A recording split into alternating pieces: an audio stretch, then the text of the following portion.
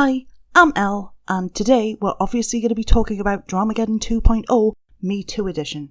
You've all seen Tati Westbrook's video and James Charles' response by now. They've been watched millions of times.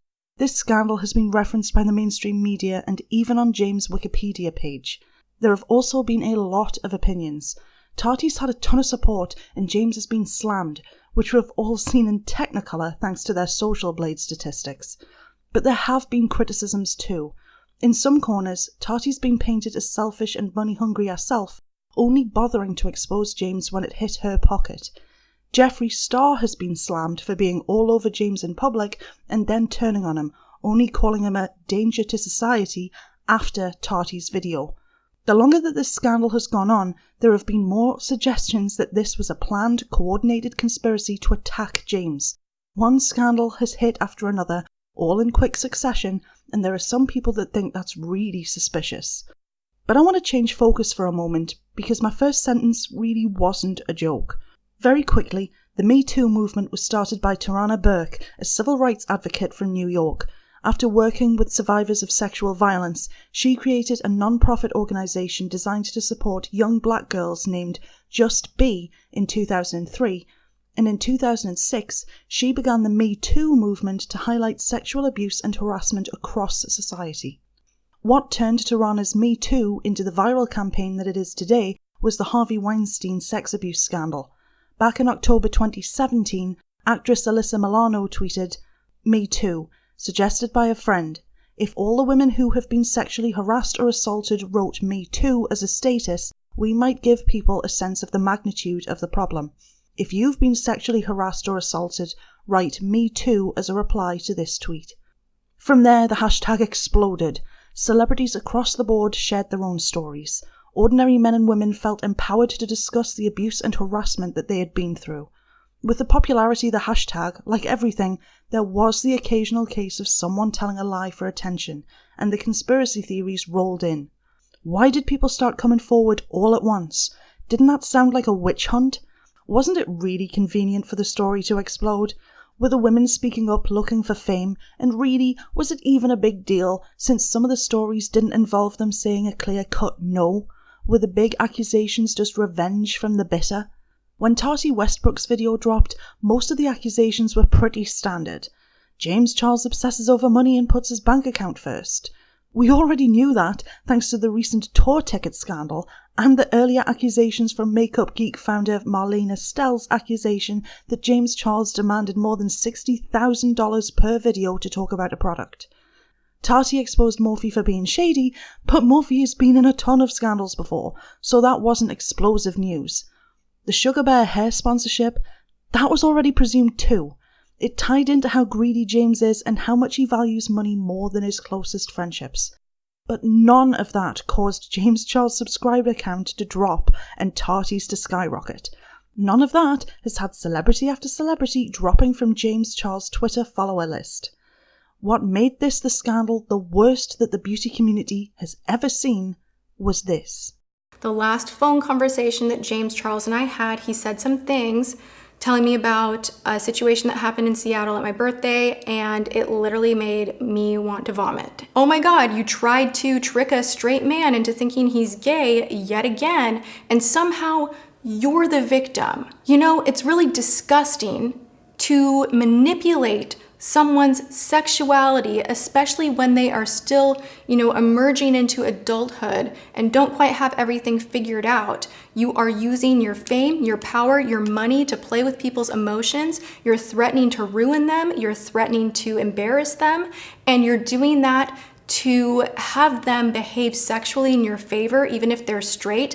And you know what? That's not okay. That behavior is not okay. Whether you're a woman, a man, gay, straight, bi, whatever sexual orientation you are, that is your personal call, and it is not someone else's to take. It's not someone else's to play with. It's not someone else's to mess with. And how dare you laugh about it and make meme after meme and retweet and this and that and I love straight boys, and make it a joke.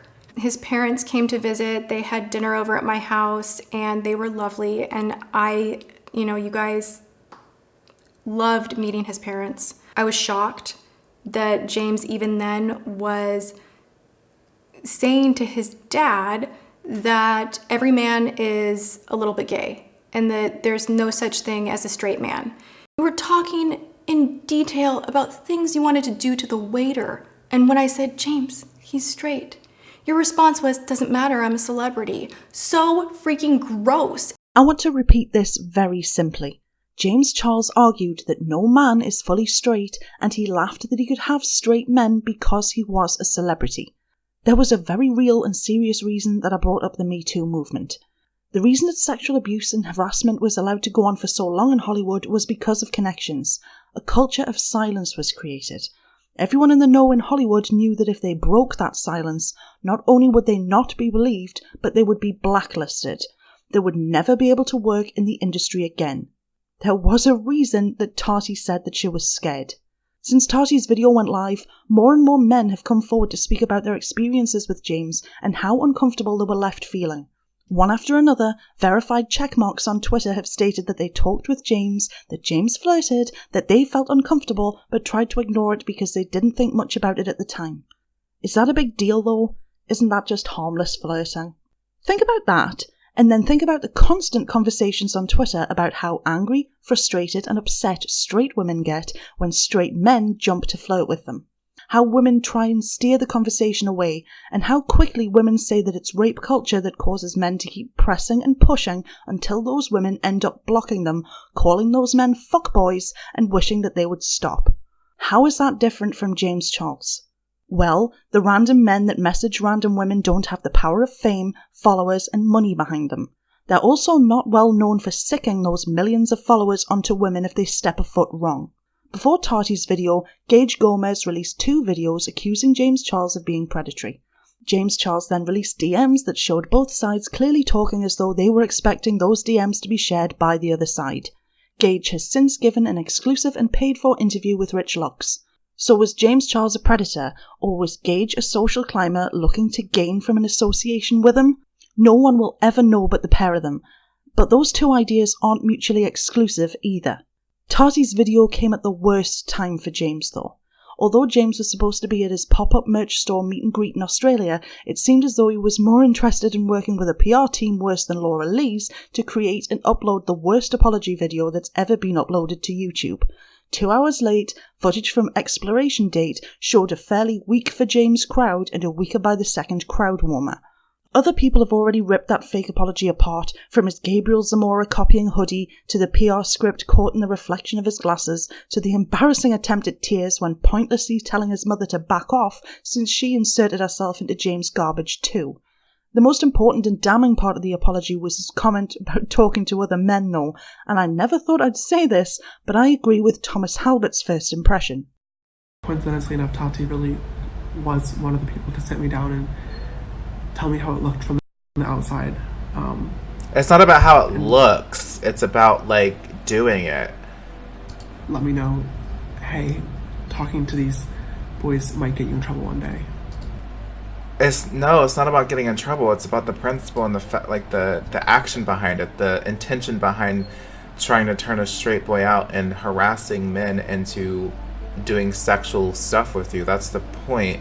It's not about, and this is no shade, I'm not trying to drag him or anything. I'm trying to give a grounded, bias or unbiased, like, grounded opinion on that. Like, it's not about the look of it. It's not about the feeling or anything like that. It's about the intention that goes behind pursuing someone who is predominantly male or straight and that claims to be straight, that feels uncomfortable about advances, or even if they are bi-curious of any sorts, taking that, using your success, fame, whatever, the fact that you're James Charles, the fact that you have money, the fact that you have a big dick, small ass, whatever the fuck it is, and trying to use that over someone. Whatever. It's about the intention, the thing behind it. You don't do that to someone because that builds trauma in people. I've been a sexual assault survivor. It's not the same thing. It kind of is the same thing because I've had someone trigger warning, I've had someone force themselves on me when I've repeatedly told them not to. I've had my virginity taken by being sexually assaulted. And the kind of trauma that goes behind that and the kind of years and years and years of healing that goes beside that, because it can cause like a mental split in people's brains when you fuck with them sexually, and it can cause like this trauma. So it's not about the look, it's about the intention that goes behind doing that to someone. It's like a control thing. It's not a look, it's control. That's what you're looking for. You're looking for control. You can control these men, you can make them do what you want because it makes you feel powerful. It's a power thing, it's an ego thing. It's not a look, even though it looks bad. That's not a thing you should care about. You should care about pacifying and babying this and healing this thing that makes you want to control people to the point where you're trying to turn out straight men and do sexual favors for you when it's not tasteful or good. That's the point. Thomas is right. As an aside, I genuinely recommend watching the beginning of that stream because the positive out of this is that finally, after months of dragging Thomas for his scandals, I think that he finally understands his issues and, surprisingly, I actually like the person that he's becoming. But more importantly, the points that Thomas made are more than valid. In James' fake apology, he was more interested in how he looked than the issue itself. A gay man obsessing over turning a straight man gay is just as disgusting as a straight man obsessing over turning a lesbian straight. More than that, though, there was no denial against Tati's accusations. James is very trigger-happy when it comes to threatening others with lawyers, so if that had been a malicious lie from Tati, there is no way that he would have let that slide. Instead, his few words downplayed his behaviour, like it was a minor problem easily fixed, and that just isn't right. But there's a reason that I call this Dramageddon the Me Too edition. Gabriel Keep It 100 Zamora inserted himself into the drama for no reason. It's true that Tati jumped to Instagram to show how upset she was, and that was the catalyst for this situation, but Gabriel kept baiting. Even though he later admitted that he was part of the conversation where Tati chastised James for his behaviour with straight men, Gabriel started by deliberately ignoring the context to try and turn Tati's upset into selfishness over vitamins, despite knowing that there was more to it than that. He dragged Tati in a video too, practically daring her to make a video herself. I bet he regrets that now. Of course, instead of keeping his mouth shut, Gabriel decided to have a full Snapchat rant to attack Tati, furious that she had called him out for his complicit behaviour. He admitted that he was in the kitchen to hear what Tati had to say, but he just didn't see a problem. Now, since the man in question, the waiter from Tati's birthday, decided to put a video up with alleged messages between himself and James, Gabriel looked even worse. It was true that the waiter had sent James a DM. It was true that they met up and made out for a while. But then the waiter let James down gently, telling him that he was straight and that was it. In the worst of the messages, in my opinion, James said, "When you're drunk, the truth always comes out. So," the waiter said, "Not always, but I just wanted to make sure we split on good terms." James replied, "Yes, always. You're not straight no matter how many times you tell yourself, and I hope you figure that out sooner rather than later. And no, we didn't split on good terms." And the waiter replied, "How do you know that though?" referencing his sexuality. I'm going to gloss over the reference to underage drinking here because, wow, but James explicitly tells a man that his feelings about his own sexuality are invalid. To be as fair as possible, that could easily be James being as cruel as possible to make the waiter feel bad. In context, knowing that James essentially has a gross fetish for turning straight men gay, that invalidation was predatory. The reason that they split was because the waiter had thought that he could be interested in men, had tried being with James, but had come to the conclusion that it just wasn't for him and he wanted to be kind in letting James down. The point of James' messages, on the other hand, were to erase the waiter's reasons for them to split and then guilt-trip the waiter by saying they had split on bad terms. Again, look at the ordinary human side to this. A woman spends time with a guy. They have fun. They kiss for a while. The woman decides that the man isn't really someone that she's interested in, so she tries to gently explain that and offer friendship instead. Obviously, it's reasonable for the guy in that hypothetical situation to feel disappointed or even hurt that he's not the one that the woman is looking for. But if that man then tried to start an argument and say that her opinion was invalid, that they split on bad terms, like a gentle letdown is somehow something hostile, again, That would be a predatory fuckboy that obviously felt entitled to that woman's time and affection. Nobody but the people in that kitchen know what James, Tati and Gabriel talked about. But if my instincts are right, I imagine that it was something like James explaining the situation, telling the pair of them that he was angry and upset, and that he had been let down by another man that refused to be with him because the man was straight, turning himself into the victim. Tati told us that James made himself out to be the victim in that situation after all, and that's what makes Gabriel even more disgusting, especially with this Snapchat clip about, quote, straight boys. So the thing about straight boys, right, is, oh look, keep it 100, right? So the thing about straight boys is, we call them straight boys because in the straight world, the heterosexual world, bisexual men are looked at very differently. Not all the time, not all women. I'm not saying that. It's just within our world, when these straight men approach us and they slide into your DMs, they compliment you, they try to hang out with you, and you see their thing, they don't follow you, they don't follow anything like that. They follow women, they're into this, and it's like, because they're hiding that kind of like curiosity. So that's generally what within the gay community, maybe I'm speaking for our inner group, but that's what we speak about straight guys, because there's a lot of down low men. Like, there's a lot, girl. It's like a thing within the gay community. We know down low men. Like, yeah. Like, there's a couple of straight guys, and I'm like, I don't want to call you bisexual, I don't want to call you gay. If you call yourself straight, cool, call yourself straight, but okay. That was a confused rant, but what it breaks down into is Gabriel essentially saying that his inner circle will accept it if a curious man tells them that they're straight, but they consider them bisexual anyway. And that isn't how that works. If we're going to actually be keeping it 100, anyone can be curious about anything. Try it, realise that they're not into it, and don't automatically have to keep that label. Forget about Gabriel's issue with Tati for a second, because that's really not important. What is important is that the entire crux of Gabriel's view is that James pressuring straight and curious men isn't an issue, and that the men who are curious, well, if they say that they're straight, he'll accept it in public, but he'll put them in a separate category in his head anyway. There's enough of a stigma around sexuality without that kind of harmful belief. Do we really need to go over the fear that some straight people have in being labelled anything other than straight, and then the violence and abuse that the LGBT community are attacked with because of that? Really? Even though Gabriel didn't mention her, it's pretty obvious that he included Nikita Dragon when he talked about his friend group believing the same thing. That seems to be confirmed by the fact that Nikita was out there making a snide remark about supporting a friend's sponsorship, and then leaking text messages alleging to vindicate James over the sugar bear hair situation. Other people can comment about the text that she leaked, because that really isn't important either. Nikita was silent for days about the situation. That leak tells me one of two things. One, Nikita was trying to manipulate the conversation back towards sugar bear hair, even though that's obviously not why James has lost millions of subscribers. Or two, that she sees absolutely no problem with James' behaviour either, and genuinely believes that this is all about sugar bear hair.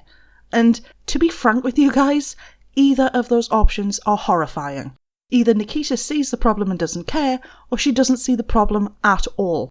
There are always comments going around saying that influencers have no idea how to be friends with each other, and that's insanely true. Even Gabriel and Nikita, people who are right in the middle of all the conversations behind the scenes, they are so blinded by money, business and fame that they have no idea how Tati could possibly be upset unless she was bitter about a business decision. That's not how it works. Influencers are people. Tati Westbrook is a real person. She loved James like a mother loves a son. She helped him grow, gave him advice, welcomed him into her family, and over a long period of time, she saw more and more disrespect, more and more disgusting behaviour, and eventually the straw broke her back.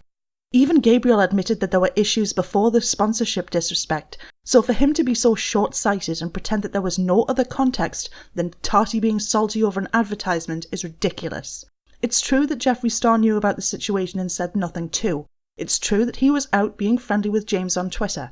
But to me, it looks like Jeffree stepped back so that Tati could be the one to speak, so Tati could get closure. And let's be honest, if Jeffree had been the one to make those accusations, we all know that half of the community would have refused to believe it just because they don't like Jeffree. There are people right this moment attacking Tati and refusing to remember that influencers have real lives and friendships too, just because Tati likes Jeffree. But when we strip all of that away, when we drop the influence and names and the likes and dislikes in the community, we see the real problem and the reason that so many people are horrified.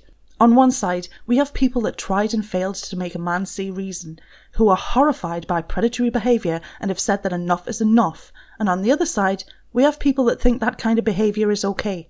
Like it or not, this is absolutely the Me Too scandal in the beauty community. This isn't a bunch of snakes getting outed for being snakes and Jeffrey laughing that ex-friends got the karma that they deserved. This is about the rich and famous exploiting the curious, invalidating sexual identity and believing that a person in power being turned down for sex is the victim and not the people harassed and manipulated. This is about an influencer teaching his young fans that it's fine to pressure whoever you want because if you're powerful enough, they'll bend to your desires. And it's about other influencers agreeing with all of that and not seeing any problem at all. We can argue from now until forever over whether Tati and Jeffrey should have come out sooner, or whether it was reasonable to try and fix their friend behind closed doors before exposing him to the world. But what we are not going to argue about is James, Gabriel and Nikita's dangerous mindsets supporting what I and so many other people consider to be disgusting, predatory behaviour. And that is all that I have to say. As always, like, comment, subscribe, ring the bell, or don't do any of those things because I'm not your mother. And, as we say in The Sims, dag dag.